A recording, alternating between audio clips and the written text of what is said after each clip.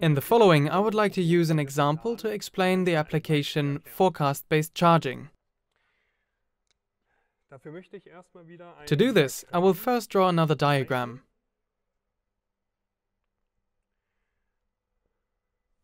I will use a completely normal load profile here.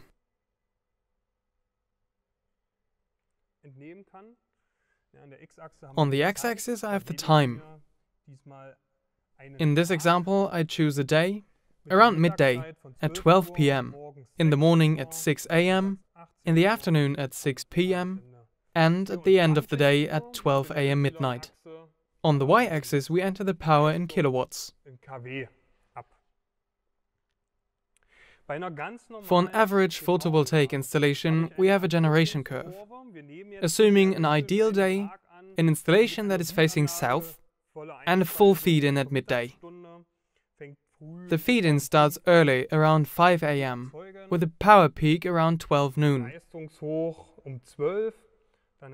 After that, the power drops again until 6 or 7 p.m., or until the power of the photovoltaic installation falls to zero.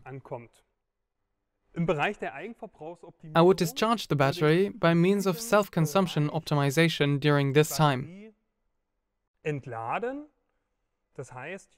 In other words, here the consumption is higher than the generation I have at the moment.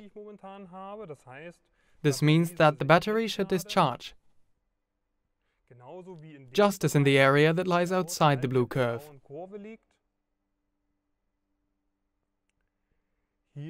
This is where I will discharge my battery.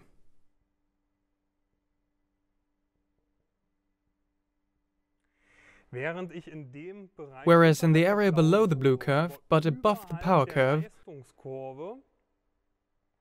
or the load curve, I have a surplus with which I can charge a battery.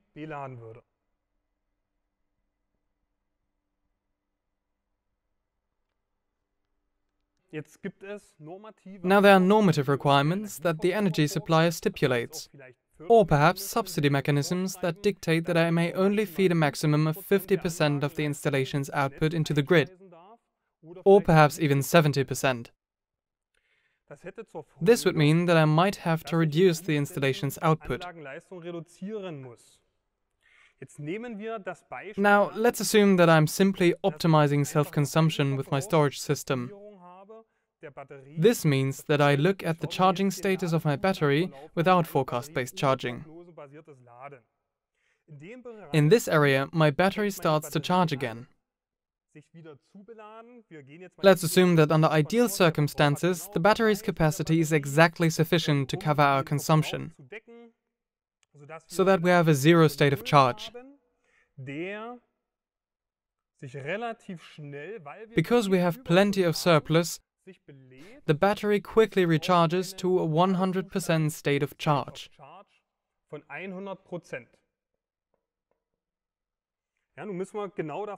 Now we have to assume that in this very area, consumption is higher than production. This means that the battery is once again discharging. Consequently, the battery's state of charge must also decrease here as well. This is the variant without a forecast.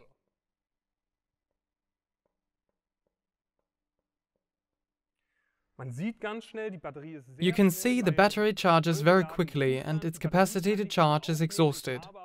However, I still have high power generation from the photovoltaic installation, which means that under certain circumstances, depending on the regulatory requirements of 70 or 50% maximum feed-in of the generated power, I am now in an area in which the battery is fully charged and I must curtail charging. Consequently, the power generated by the PV installation would no longer be available to me, and in this case lost. However, if I use a forecast-based charging method, then my whole system and my energy management can forecast via self-learning what the consumption will actually be on that day. When will I have high consumption? When will I have low consumption? For this purpose, weather maps and weather forecasts are examined to simulate how much power will be generated by the photovoltaic installation. And based on these forecasts, that is, the generation forecast and the consumption forecast, the system would not immediately start to fully charge when there's a surplus, but only later because it knows that there's an area in which we would have to curtail power generation. And charging would not start until the exact time when power from the storage system must be provided and discharged again. In other words, this is approximately the area in which I must discharge again. That is precisely the goal of forecast-based charging, that I don't have a surplus that I must curtail in the photovoltaic installation and that my battery is available just in time with simultaneous discharging. Therefore, exactly the same rate of discharging takes place here, if we want to be completely accurate. Nothing changes in this respect. Both of the batteries are available.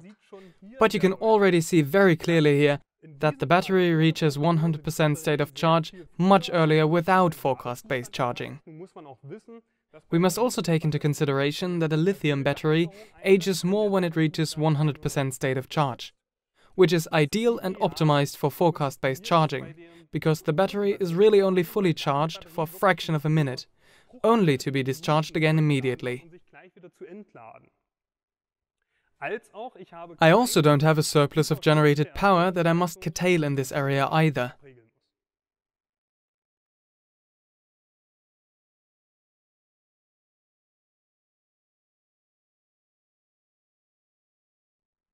The benefits of using forecast-based charging are, in economic terms, avoiding or reducing losses due to limiting power generation of the installation, and on the other hand, prolonging the battery life.